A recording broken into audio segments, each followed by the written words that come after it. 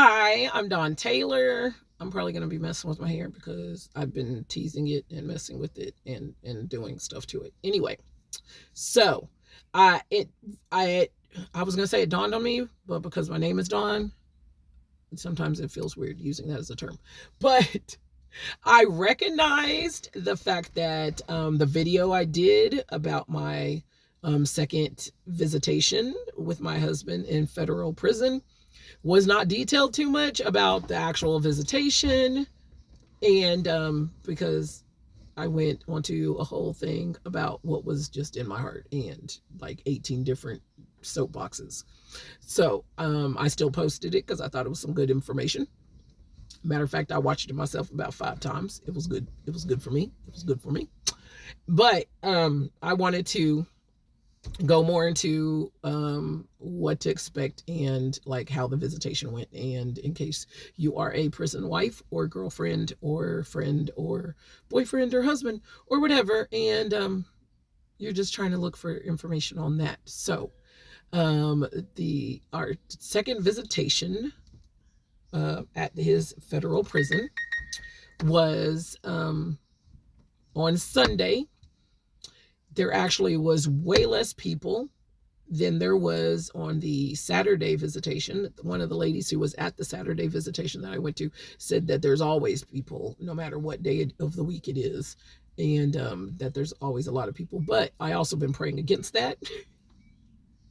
I don't know how effective that is. I don't know if it's working, but so far we haven't had a lot of people, because what happens is if the visitation room gets too full, then whoever, they will start going by whoever lives closest or whoever has been there, got there earlier or the earliest, and they will go down that line and start asking people if they will voluntarily leave so that they can clear out the visitation room and not have it overflowing. And yeah, and then if you don't, people don't volunteer, and then they will just start also using that system to, like, cut down on who's in there, like basically saying that your visit is over, like if you came earlier in the day or whatever. And so I'm like always one of the first, or always, it's been twice, but I leave right after work, and I live about 45 minutes away from where he is at, and I work in the neighborhood where I live. And so it takes me like to just leave work and go straight there, and I get there when it's time for visitation. So then I'm like the start of visitation, and then I stay all day.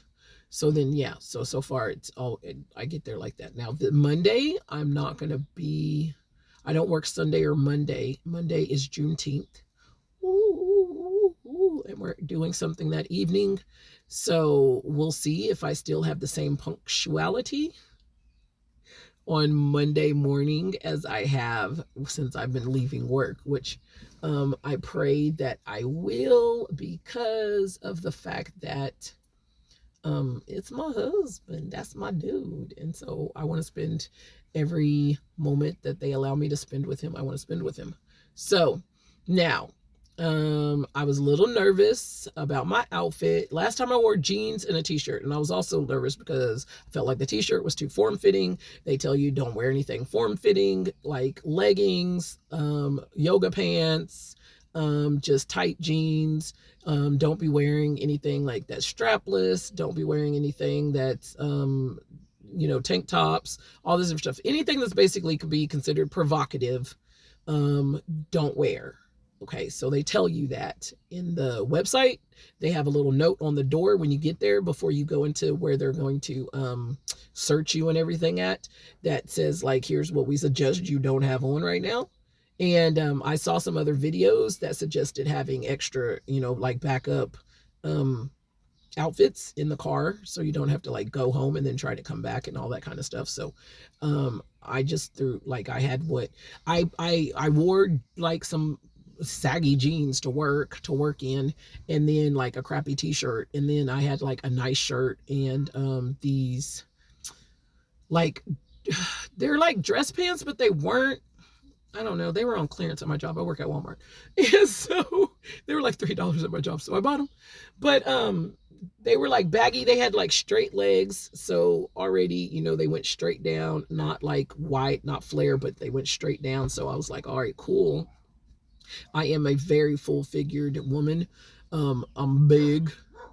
And so everything on me kind of fits in places, no matter how big I buy the items. Like they could be saggy in the crotch, saggy around my thighs and around my butt and hips. They're still gonna fit. That's just how it's gonna look. And so I was nervous like about that because I was like, man, they're gonna be like, this is tight. Even though it was obvious they weren't tight because they literally were loose around my leg, like they were loose. But again, around my butt, not so much.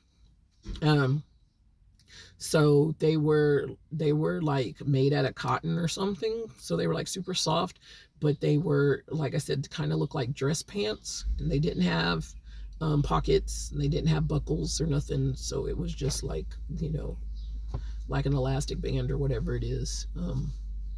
Yeah. So similar to yoga pants or whatever, you know, like the ones that have legs in them. So I was just kind of like, I don't know if they're going to be okay with this or not.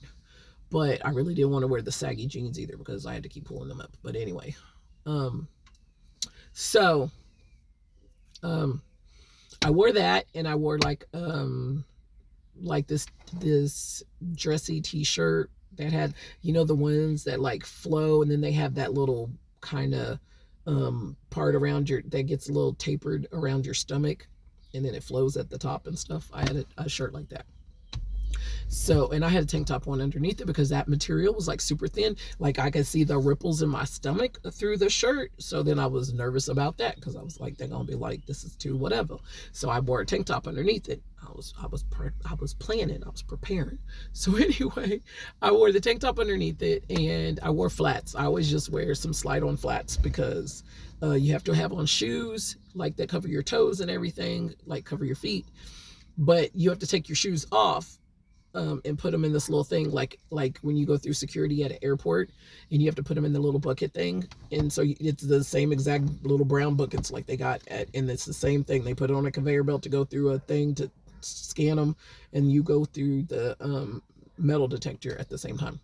So I realized like I don't want to have to be taking off socks and like actually undoing some shoes and then putting some shoes back on and all the other stuff. And I don't even like shoes. So yeah, so I just wear like some flats. And so anyway, so I got there. I was the very first person there. I was like 15 minutes early before they started visits, but they let me park and everything and come in. And then I just sat there. Like they didn't even talk to me because they don't start till 8. So they was like, we ain't talking to people till 8. And so I just listened to their conversations because you could hear them through the door.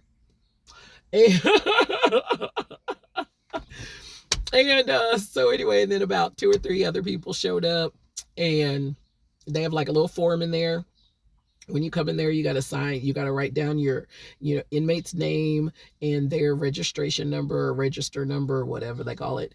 And because in BOP, Bureau of Prisons, everybody gets like a registration number. In all institutions, you get some sort of number, but usually in local, like county jails or state jails or prisons, that number changes depending on like the facility you're in. I believe the way the federal prison system is like you got the same little number no matter which prison they take you, because the number is a registration for the federal prison in conjunction.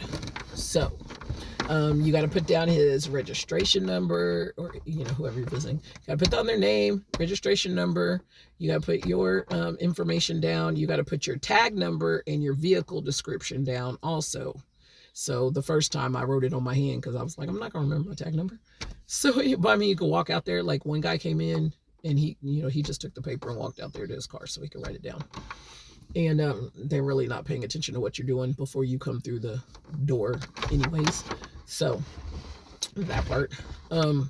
So you got to put your tag number, your vehicle description down, and you got to sign it. And if you have minor children with you, you got to write their names down and you got to sign it. down at the bottom somewhere or whatever. But which we are planning on our children coming to visit him later. Like, this is the first time we've seen each other in a couple of years, and so we're still we're in a honeymoon phase right now. So when we get through a little bit of a honeymoon phase, then, you know, like maybe later in the summer, we're planning on bringing our sons up there to visit, and so that they can, you know, see daddy and be all excited and whatnot. Which technically they are biologically my sons, that he has spiritually and emotionally and physically taken custody of. He felt very strong that God had purposefully placed him in my life, not just to love me, but to be there for them boys. He feels like even if me and him split, like that's his boys. And that's how he does. That's how he treats them. That's how he talks to them. That's how he sees them, and that's all right with me. Like, that's amazing, actually, because they don't have active fathers in their life. And so my youngest, they don't have at all, like, they don't have no recollection, they ain't had no conversations, they don't have nothing. So that was like, that's a whole nother conversation, because I will start to cry. But so anyway, yeah, so you have to fill out the little form. The only thing you can bring in is your keys to your vehicle, your ID. That's it. You can't have nothing in your pockets. You can't have no money on you. At our facility, you can't have no money on you because they empty the vending machines. And so they don't have vending machines right now. Like, they don't have nothing for you to buy. So you can't have no money on you when you go in there. And supposedly they're supposed to be getting it back just because they changed contracts or something, I guess, is what the warden told my husband. Because he was like, I'm sitting there for 7 hours. You want me to sit there for 7 hours and not eat? For real? If my kids come up here, you want them to sit for, you know, however many hours and not eat? Like, not have access to nothing? So that's what he said to the warden. Anyway, the warden told him they're just changing contracts with the vending people or whatever. So anyway, but right now you can't have no money in your pockets.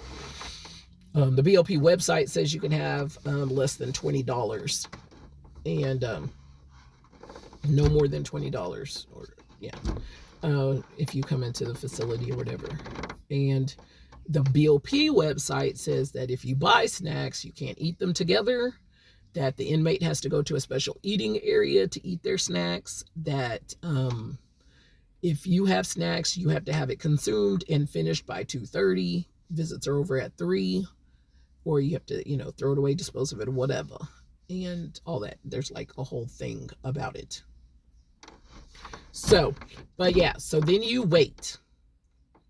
And depending on what order you came in, and if everybody is legit and don't lie and try to break through lines, then the guy will, come to the window and be like, whoever was first, come on. And so there was only like 4 of us in there, and they didn't try to bogart me.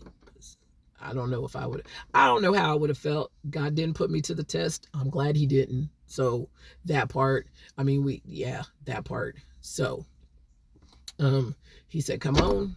I started walking. Everybody else sat still because they should have known I was there. I was 15 minutes before anybody else showed up. Just saying. I hope I could have been gracious and merciful if somebody else would have just opened the door and walked through. But I'm just glad God didn't put me to the test that day. Okay? Just glad he didn't. They worked it out. Thank you, Jesus. So anyway, he calls the first person or whatever, whoever's next, to go through. You go, it's just a door, and our facility is just like a little tiny room, and it's a little tiny building, and then you open the door, you go through the door into another room, and there's just you that goes through. And like I said, it has a processing area that looks like the security at a airport. And so there's a dude at the desk with the little glass. I'm sure they probably just put the glass up since COVID. But anyway, they got the little glass right there, little plastic, plexiglass or whatever. But he gets up and asks for your ID and your keys. He gives you a little chip with a number on it that, and puts your keys on the board for, correlating with that number. That's how you get your keys back. He keeps your ID. He takes the little form. You log in. There's a sign-in book, a visitation book. You sign in who you're there to see with your name. And the time you got there, you're supposed to sign out when you get there. First time I came, dude didn't have me do none of that. I don't know why. And I said that to the guy. I said, am I supposed to sign in? And I said, when I came last week, whoever, they didn't have me sign in. And he said, well, I don't know who was working last week, but that ain't how it's supposed to go. I said, oh, okay. So then you get a tray, you take your shoes off, you put them in the tray, you stick them on the little conveyor belt. You walk through. And I mean, you put anything else you got to that's metal. I mean, they let you walk through with your wedding ring. And, but you put, like, if you have a belt, if you have, I don't know, whatever stuff on that will set the metal detector off, that's actually a part of your clothing, then you take that off. Because there's some women I've seen wear earrings, and I guess they just took them off and then put them back on. I ain't trying to go through all that, like, waffle. But anyway, so, but yeah, you take your stuff off, you put them in the tray, it goes through the thing so they can check it. They look through your shoes actually before they even say, like, you put them in the tray and they'll, turn your shoes up and look at them, and then they'll put them back in the tray. And they'll go through, and you go and step on the other side, and then you get your shoes back and walk through another little door where they got benches at, and you sit over there, put your shoes back on or whatever, your belt, whatever you got going on, and you wait for an officer to come get you from the prison visitation room area. So there was, like I said, 4 of us that were in there when he started it at 8. Two of us, me and the gentleman that came right behind me, went through first. And so then a officer came over and got us and took us over there first. And the other people who were, even though they were there at 8, I don't know how long it took them to process and how long they had to sit there, but I know they didn't come over until, like, we were there visiting our inmates for probably about 20 minutes before the second group came over, even though they also got there at 8 o'clock. So they go over. I don't think there's like a set rule of how they bring people over. It's not like a certain number, not like a certain increment of time that they go get people. They literally just kind of, like, because when we were sitting over there, even though I knew there was 2 other groups that were behind us getting processed, the guy was just kind of chit-chatting with the other guards and kind of was like, guess I'll go get the other people. Now, when we came into the visitation room, okay, he brings the guard that has it, he brings your ID and your paper of who you're visiting in his hand. And so, like, you leave the first little room, you leave the first little building, you come up to the metal doors and stuff like you see in movies, right? The little doors and the wires on the fence and all that stuff. And you got to wait for whoever's in the little guard tower or whoever to open the door. They open the little gate or whatever, you walk through. Then they close that gate. Then there's another gate. They open that gate. You walk through. Then they close that gate. Then he proceeds to walk you down this trail, concrete sidewalk or whatever, to the building. And then you go inside that building, which is super air conditioned. It's super cold in that sucker. They got the fans going. It is so cold up in that mug. And I literally be like, my teeth my teeth will chatter and I will be shivering. That's how cold it'd be.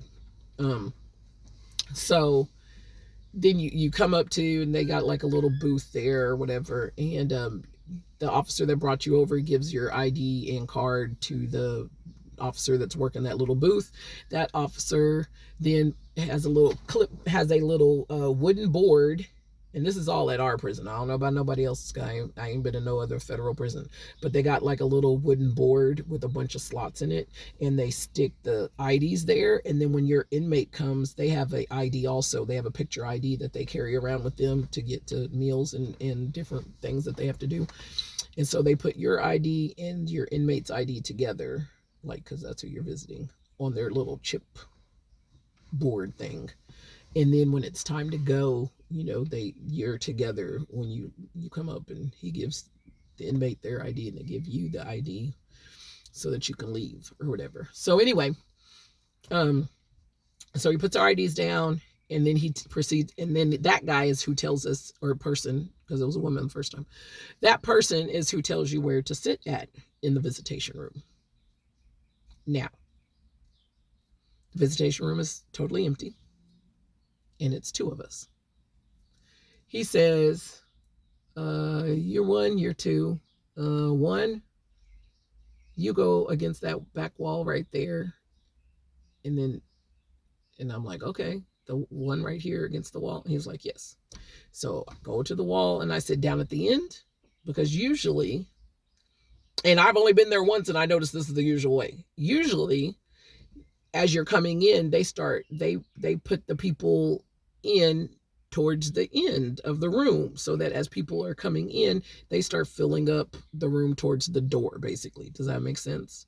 So like they send you to the end of the row, that wherever they send you towards the end of the row, so that they can, because they probably just don't want to have people having to walk through each other to get to wherever they're sitting or something, if they don't have to. I don't really know why, but I just know I watched it the first time I came to visit, and I watched it for everyone else but me this time. So what happened was, I said at the end, he said, no, right there, which is like the very first seat, which is like a straight beeline to where he's sitting at. And I was just like, okay. And then he tells 2, which is the gentleman that was with me, to go to the next row, all the way to the end. Okay. Then our inmates come in, our loved ones.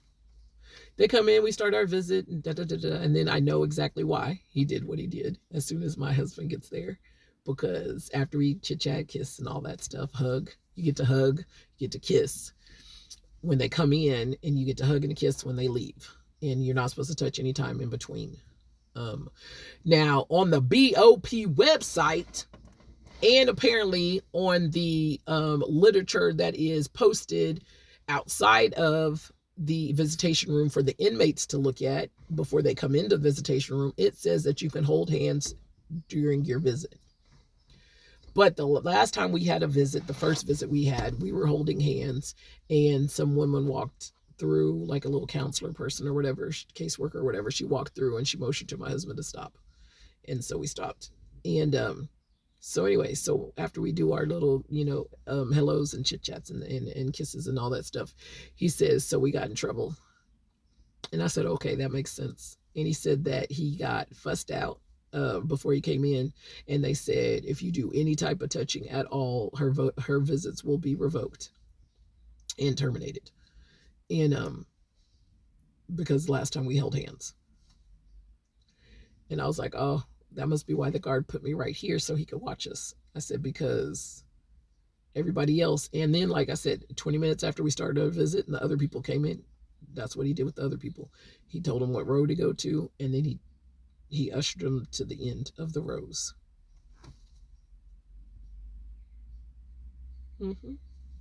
So I was like, oh, wow.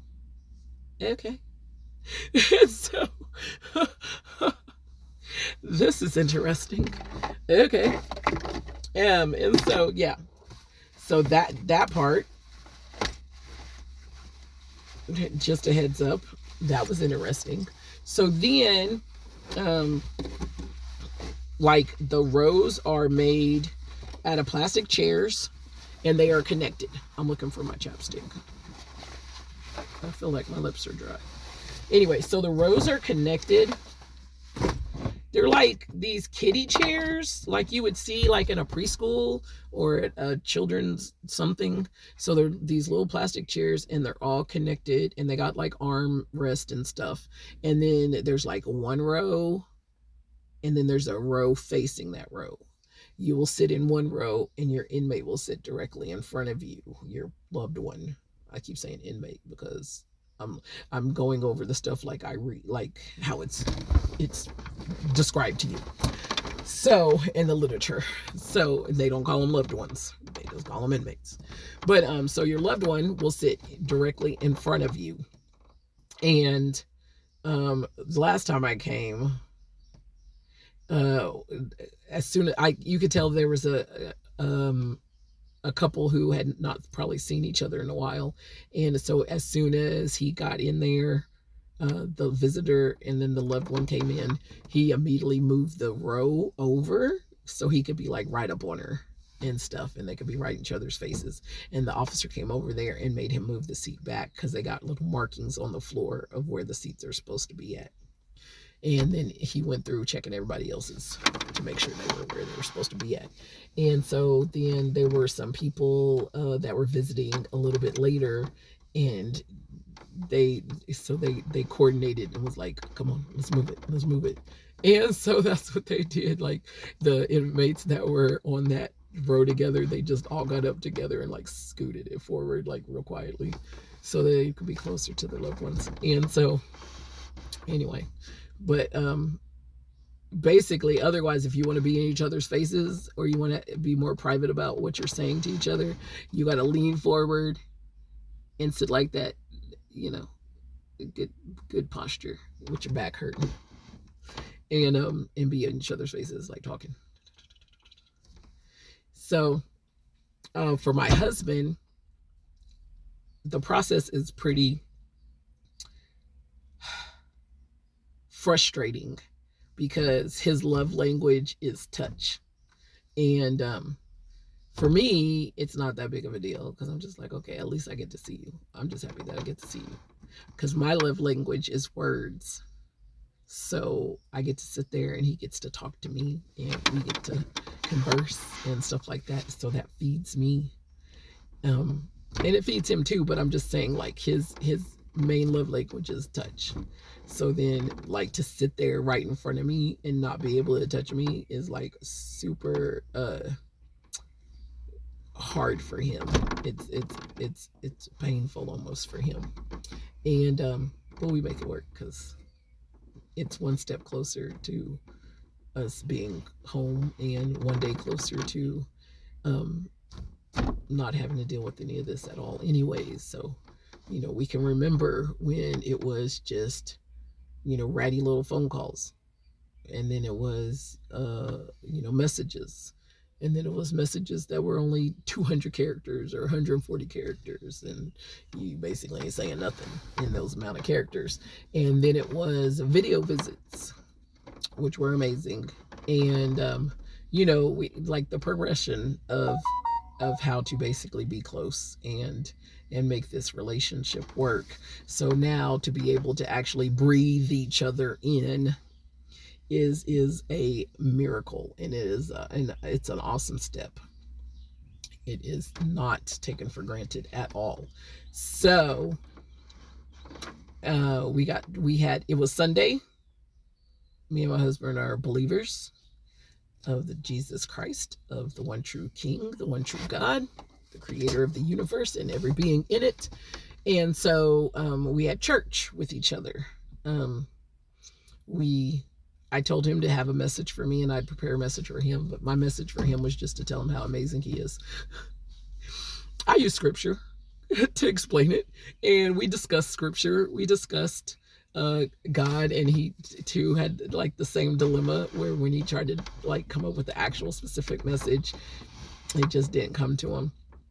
And so I was like, it didn't for me either. I had lots of scriptures, lots of things, lots of topics, and I was like, but every time I thought about you, I just was overwhelmed with the desire and the thought that I just needed to express to you while we are in person, not through messages, not through letters, not through video visits or whatever, when we can see each other but not connect as much.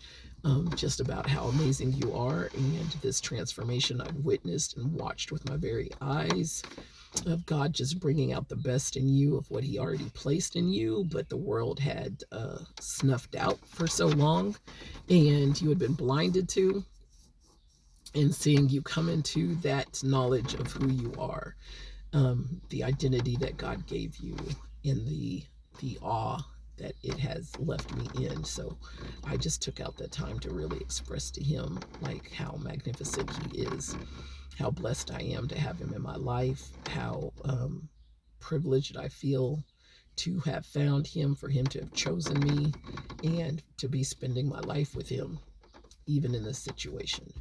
And so, yeah. So we talked about scripture. We talked about um, just being not our own and being belonging to the kingdom, belonging to the king. So therefore, all our desires, wills, wants, wish list and everything like that has to be curved upon what the king wants, and we are good with that and being surrendered to that. And how the difference in both of us has come about because of being surrendered. We discussed like some of the different challenges and things that we've dealt with and that we've had to overcome or battle or struggle with, and how when we fully became surrendered to God and who God is and how he heals and how he wanted to like make us whole, that those things like really just faded away right in front of our eyes. And my husband was addicted to meth, and he hasn't had any there's a lot of drugs in prison, so that part, like, if you didn't know that, you should know that. So it's not like because you be in a prison just like, oh, everybody sobers up in prison. It's not true.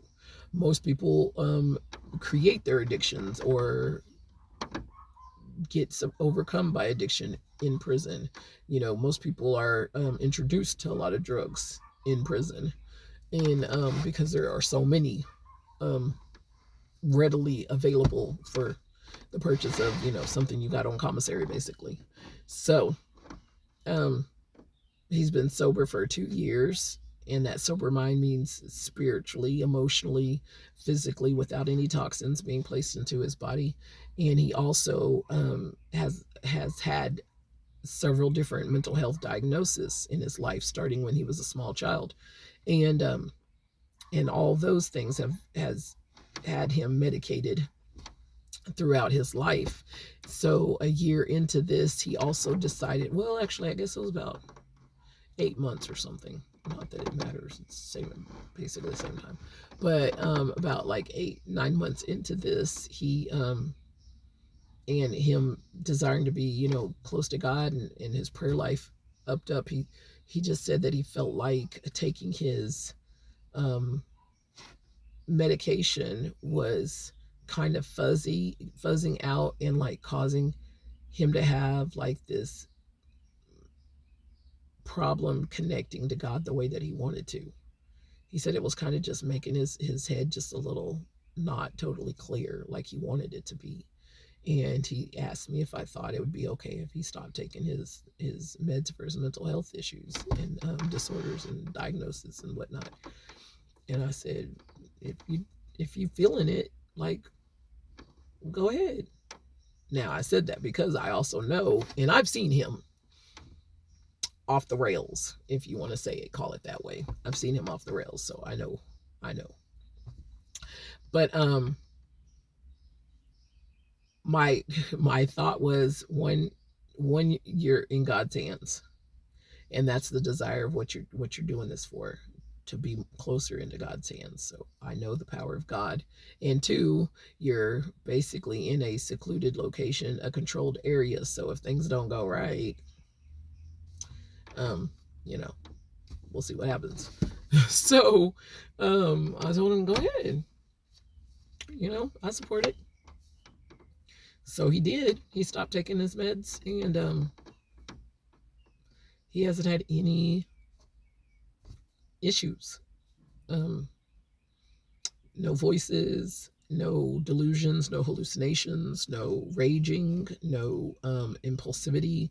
No, actually, he's gotten way better with all those things, to the point now where it's like not an issue at all. Like anger or outburst or anything like that, like it's not been an issue. And trust me, God has allowed a lot of stuff to come through to push his buttons to so he could check that theory. And he has failed sometimes, if you want to call it failed.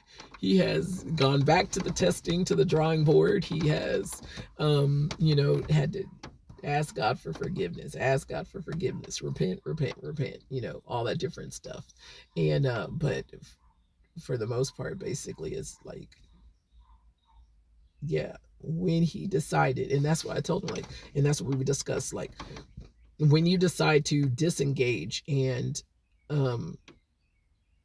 break an agreement with that sin nature, with the whatever demonic oppression, whatever negative, erroneous information that you have been fed by Satan or culture or, whatever it is, when we make an agreement with those things, then it basically runs rampant in our life and takes over. When God gives us a new knowledge and revelation and renews our mind on exactly who it is we actually are, and then we realize that that's a lie, that what we thought all this time about ourselves, having this issue or that issue, or always being angry, or always being bitter or petty, or always being a thief or a liar, or it goes to whatever extreme, right? So once you recognize that that is a lie, that's not who you are, and you break that agreement and you surrender that to God, then he can do a world of good. Then he can that's when his miracles just start falling like rain. And so we were discussing that, the fact that, like, it was because of him breaking that agreement that this is not who I am, this is not who I'm going to be, this is not what plagues me, this is not me. God, you have my heart, you have my mind, you are the creator of my impulses, my desires, you bridle, Holy Spirit, you bridle my tongue, you bridle my emotions, you run this, because I surrender all of this to you. Once he did that, then it was simple. The rest of the cleanup was simple, because the rest of the cleanup was then given to God. It was no longer him just struggling against himself to do some stuff that he was constantly making agreements for. And he's not the only one that had these transformations. I just don't have a lot of fun diagnosis for the things that I had to transform and come up out of. But I had a world of mess, a world of ish that God has also opened my mind to and allowed me to go, oh, that's not who I am. That's not what I want to be anymore. That's not how I want to act anymore. That's not my go-to. That's not my how I feel about me, or want to feel about me. And so that was our church, basically. So we had church. We had our lovey-dovey moments, a lot of them. We always do. We're good about that, and about pouring into each other and not wasting the moments, because you don't know what tomorrow will bring, so you don't want to waste the moments. And he sang to me. My husband sings, but he sings stuff that's kind of like secular music. It's like his own written stuff, or stuff that comes off the top of his head, because he's an artist. And but most of it up to this point has basically been secular music. And then he's created stuff for God since he's turned his life in that direction and stuff like that. But he ain't wrote nothing for me. Now, he says things are in the works, but he ain't saying nothing for me. So I'm a little something. I feel a little some kind of way about that. So I be giving him a little mess sometimes about the fact that, like, yeah, but you don't sing for me. Why you ain't sing for me? He's like, you've heard me sing. I'm like, I've heard you sing music that was this, that, and the other, but you ain't sang for me. Music that's for me. So anyway, and I ain't really that serious, but I am serious. So anyway, we were just talking, and he's good about this. Oh my gosh, he's good about this. He doesn't want to do things that I know is coming, like expected or predicted, or like state, like, this is what I'm going to do. Like, he loves to do crap to totally shock and surprise me. That's coming from, like, just out the blue. Like that's his thing. He loves to just drop things out the blue and be like, "You didn't see that coming, did you?" And I'd be like, anyways. So I'm not a surprise person. I see no point in doing surprises to people. I think that is ridiculous. I say that, but yet I always appreciate and I love it when he does the little weird things that he does. But I'd be like, what is the point of that? Like, that's my logic on surprises. Like, why surprise somebody? Just like when people shock people, like when you're walking somewhere and somebody wants to jump out at something and be like, ah, and like scare you or whatever. Why do that? I don't understand. I don't understand that. I'm not a roller coaster person. I'm not a jump scare person. I'm not a horror movie person. I'm not none of those things. I'm not like, surprise me, buy me this, and don't tell me. I don't want no surprise parties. I don't want, like, I don't see the logic in none of that. I don't see the fun in none of that. I don't like none of that. Okay? That part. And never have. I have not been on not one roller coaster or whatever ride. Mainly because my 20s were spent being pregnant, and you can't get on them when you're pregnant. But they don't look fun to me anyways. Pregnant was just a good excuse to be like, nope, I can't get on because they don't look fun to me. I don't want to be scared. I don't want to be shocked. I don't want to be. I don't get it. I don't like it. I don't judge with that. I just want to know. I just want to know stuff.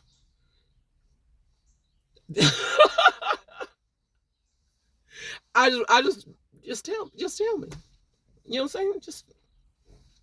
I don't want to know. Whoa, whoa, whoa. Like, I'm not, no. My body's not made for it. My brain's not made for it. None of it. Equilibrium, none of it.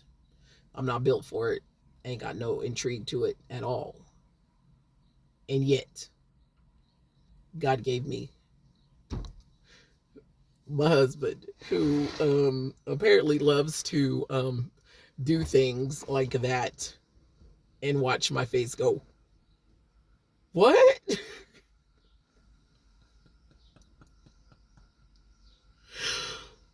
And I'm not the type of person to do, because I don't have I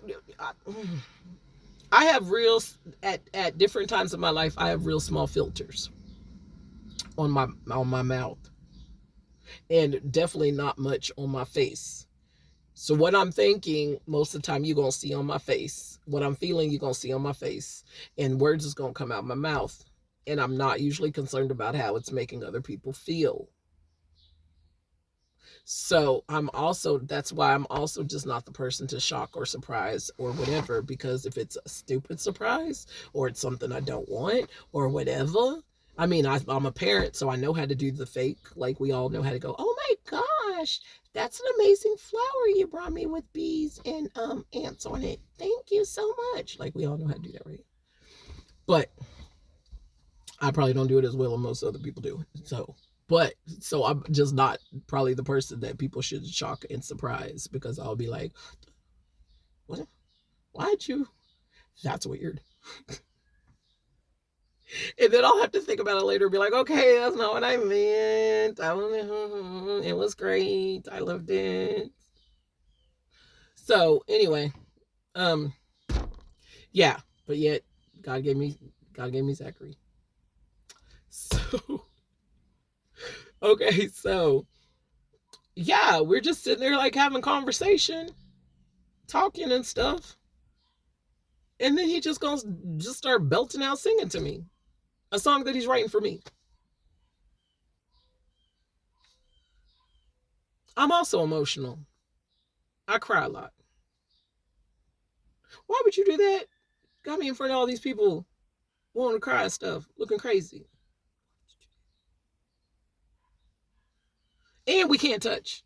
So I can't even lean over. I can't kiss you. I can't hug you. I can't touch you. And be like, oh my God. Anyway, but yeah, it was super awesome. Of course, I loved it. So he just be like sliding in there like you just didn't do nothing. Like, you just sing a whole song for me, dude. And last time he shocked me then too. So I guess he just gonna do this every visit. do something, say something that's gonna make me go. Because last time, okay, so my husband, me and him both have always experienced unhealthy, toxic relationships. Okay, in our families, in our dating relationships, friendships, all that. We do. That's all we knew before each other and God. Um. So we had a lot of ish. Okay. Now, one of his issues is pretty legit. He's been to jail, institutions, prisons, whatnot, like 5 or 6 times. So about half of his life, like 13 years, 14 years of his life, he's been incarcerated or institutionalized, even like boys' home, stuff like that. So even longer, but like at least 13 years of, since he's been an adult, he's been locked up in sporadic times. He'd be out for a certain amount of time and be locked up again, be out for a certain amount of time, be locked up again. So he spent at least that much time. In that much time being locked up, of course, he's pretty much always had a girlfriend, a girl, somebody he was messing around with, somebody he cared about, somebody he loved, somebody he wanted to be with, all that when he went in.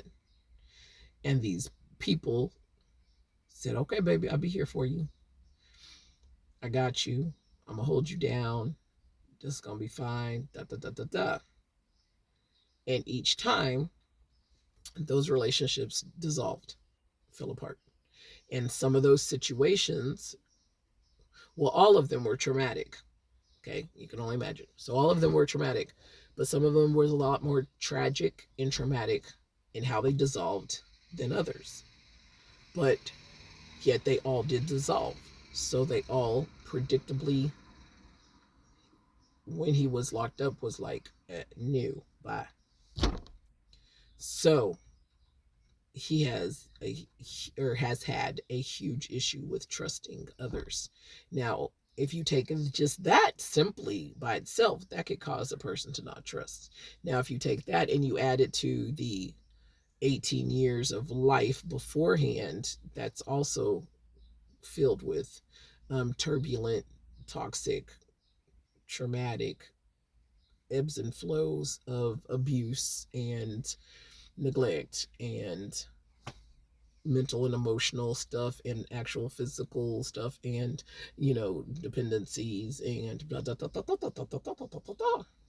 When you do that, add that together, that kind of creates a sense in a person where they don't trust. Okay. Now, I had that too. I don't trust people. I don't trust nothing. I didn't trust me. I didn't trust God. I didn't trust nothing. So that made me want to control a lot of stuff. Me and God had issues with that. Well, God had probably more issues than I had issues because I just thought this was life and this is how I was. And then when he disengaged that, I took the right pill. I came out the matrix. I recognized the truth. I started seeing like God is who God says he is. Then I was like, oh, okay. And that made it where it was a lot easier. You ready? Oh, yeah, we're ready. Okay, bye. That's my kids.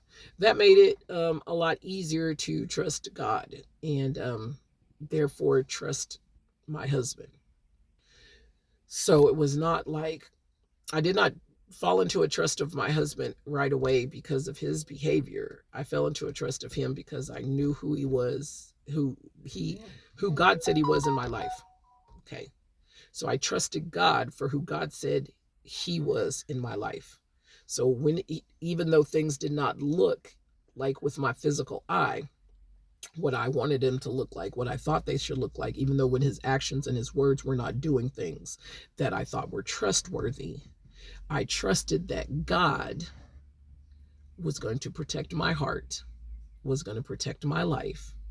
And if And since, not even an if, because he had already confirmed this for me. So since this is the man you gave me, I trust you, God, that you are going to make sure I am okay. That's how trust for my husband looked like at the beginning. It was trusting him because of who he was in God and who God said he was in my life. Okay, so when my husband expressed to me several times that there's no way I can ever fully trust you, like you're the closest thing I've ever known to what might be trust for me. I'm fully dedicated to you, devoted to you. I'm in love with you, but I don't think I will ever be able to just fully trust you because that's just how messed up my head is. History, past, and everything like that. I was like, all right. We had issues back and forth at the beginning, and then I was just like, Lord, I'm just trusting in you. I'm not going to keep arguing with this man. I'm not going to keep trying to prove to this man. I'm not going to debate with this man. I'm not going to do any of this stuff because that's just flesh against flesh, right? And that's not who we battle against. So Lord, I'm just trusting in you that whatever needs to occur in this situation in our relationship will develop and mature the way it needs to mature. Because again, we are both surrendered to you. We say those prayers together. We say them separately. This is how we move. This is how we vibe. Lord, we are surrendered to you. You do with what you want to with all of this. So, but I did explain to my husband, I said, do you realize not having trust for me means you also are not fully trusting God? Because God gave me to you. So if you're saying, God, this gift you gave me, I cannot trust it, then you're also saying that that's because you don't trust what God did. Because would God give you a gift that was going to betray you, cheat you, leave you, isolate you, abuse you, drop you like that, abandon you? Would God give you a gift if he knew that's what was going to, if that was capable in my heart, in my mind, and I was going to do that, those actions were coming, would he do that? So you got to think that to yourself. So how much are you trusting God for the fact that he gave you a good gift, that you have found a good thing in the wife that he gave you? So I was like, that's no pressure. I'm just saying, think about it, because I know this is the relationship you want to cultivate with God. So just think about that. So anyway, that's been months and months and months and months ago. I really am not bothered by it, that he doesn't trust me or whatever, because it doesn't really come out in anything. It doesn't really manifest much in our relationship, except for like in stupid stuff every once in a while where he gets jealous and things of that nature. And then he got to talk himself back down to the reality of like, okay, she ain't about to do nothing, blah, blah, blah, blah, which jealousy and all that kind of crap is going to happen anyways because you're in jail. And so that puts a strain on stuff. So really that's the only times that those issues pop out in our lot, in our dealings with each other. So I was just like, okay. And when they pop out, I just be like, okay, like he just got to work through it. So then our first visit, my husband looks at me, and while we're talking about different stuff, this and that, he says, I trust you. I totally, fully trust you.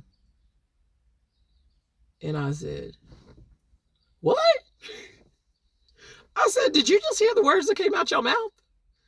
And my husband, even though we're both like romantics, we're both into words, we're both artists, we're both into words, we're both into flowers, we're both into like, you're the most beautiful, blah, blah, blah, I love you like I love the sun and I need you, like, the earth needs water, like we could do all that stuff, right? But he don't mince words when it comes to like real stuff, because we're both overthinkers also. That means we done took forever to think about every little aspect of everything before we allow things to come out our mouth, before we say things to folks, before we do things, before we make things known. So he don't just toss out little things just to make me feel good. If it's not how he's feeling, he ain't gonna do that. So I was like, did you hear what just came out your mouth? He said, I know what I said. Did you hear what just came out my mouth?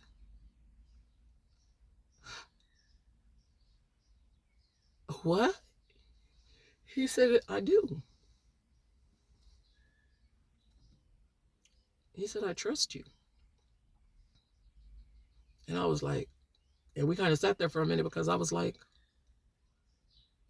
oh, that's huge. Because in my head, I had already rested with the fact that he was probably going to have to come home. It was probably going to be months, years, maybe never.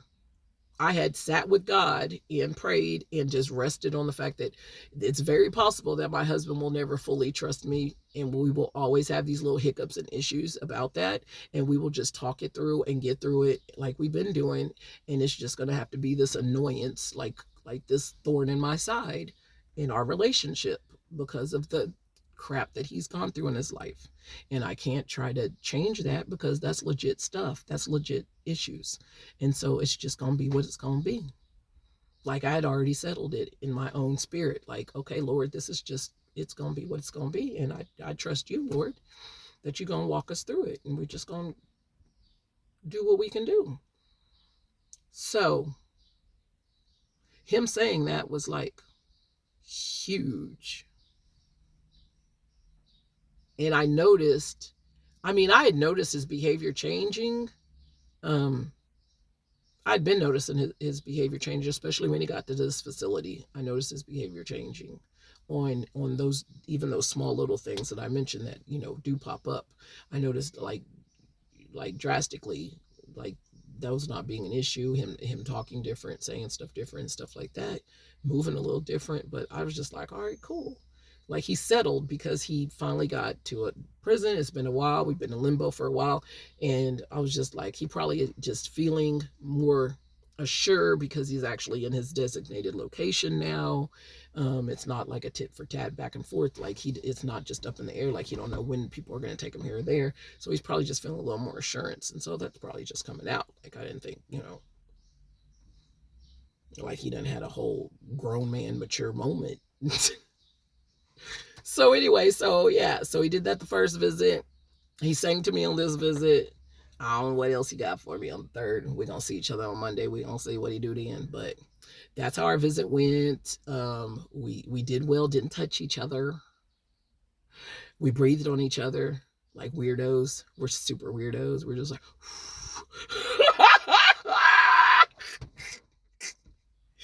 We're super weirdos. But anyway... like legit, that's what we did. And we had like intense moments and conversation and everything like that. Like we're connected in other ways anyways. So we were just like, oh, they think that's not holding hands and is doing something. Like they don't know how our relationship rocks.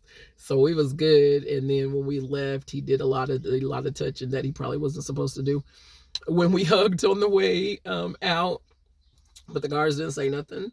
And he didn't say nothing to me when he talked to me on the phone, like the guard said anything to him. So he was good on that, and did our kisses and all that, and did that whole longingly stare at each other till they forced us out the doors. And that was our visit. Then they walk you out and do the opposite of what you did to come in. You give the chip, you get your key, you sign the log and sign what time you leave, and get in your car and drive off. That's how it goes. All right, y'all have a great day.